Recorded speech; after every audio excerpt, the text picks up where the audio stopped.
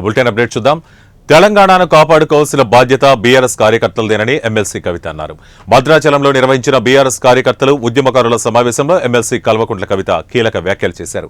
కేసీఆర్ గారికి పార్టీ కార్యకర్తలకు వారధిగా ఉంటామన్నారు. నాయకులకు కార్యకర్తలకు ఎటువంటి సమస్య వచ్చినా తనను సంప్రదించాలని సూచించారు. ఇక కార్యకర్తల సమస్యలను కేసీఆర్ దృష్టికి తాను తీసుకెళ్తానన్నారు. ఖమ్మం నుంచి 3 మంత్రులున్నా ప్రయోజనం లేకుండా పోయిందని విమర్శించారు. కేసీఆర్ గారికి మధ్యలో వారధిగా నేను నిలబడి ఉంటా. నేను మిమ్మల్ని ఏది అవసరం ఉంటే అది సార్ దగ్గరికి మీ సమస్య నేను తీసుకుపోయి చూపిస్తా. మనం చాలా బలమైనటువంటి పార్టీ, ఇంకా బలంగా ఎదుగుదాం. ప్రపంచంలో మనల్ని ఎవరు ఎదిరించలేనంత బలంగా ఎదుగుదాం.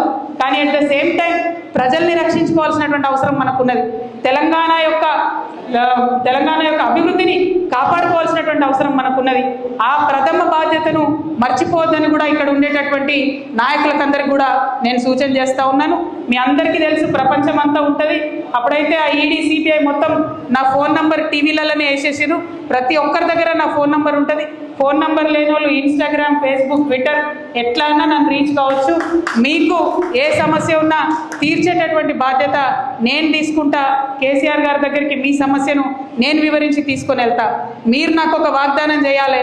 భద్రాచలంలో ఉప ఎన్నిక వస్తే ఎట్టి పరిస్థితులలో మళ్ళా ఇదే గులాబీ జెండా ఎగిరేయాలని చెప్పి మాట మీ అందరి దగ్గర నేను తీసుకుంటా ఉన్నాను. మరి ఇక్కడికి భద్రాచలంతో నా అనుబంధం ఇప్పటిది కాదు, అనేక సంవత్సరాలది. ఆనాడు భద్రాచలంకి బతుకమ్మ చేయడానికి వచ్చినప్పుడే నరసింహమూర్తి గారి ఇంటికి కూడా నేను వెళ్ళడం జరిగింది. ఇక్కడ బతుకమ్మ రాముల వారి సన్నిధిలో చేసినప్పుడు నాకు బాగా గుర్తుంది. జయశంకర్ గారు, కేసీఆర్ గారు ఇద్దరు పక్కపక్కన కూర్చొని నాకు ఫోన్ చేశారు. నీకు భద్రాచలంలో ఇంతమంది లేడీస్ ఎట్లా వచ్చినారు అసలు అని అడిగినారు. అంటే నేను చెప్పాను, లేదు ఇక్కడ చాలా చైతన్యం ఉన్నది, చాలా అద్భుతంగా పనిచేసేటటువంటి వ్యక్తులు, నాయకులు ఉన్నారు, అందుకే ఇంతమంది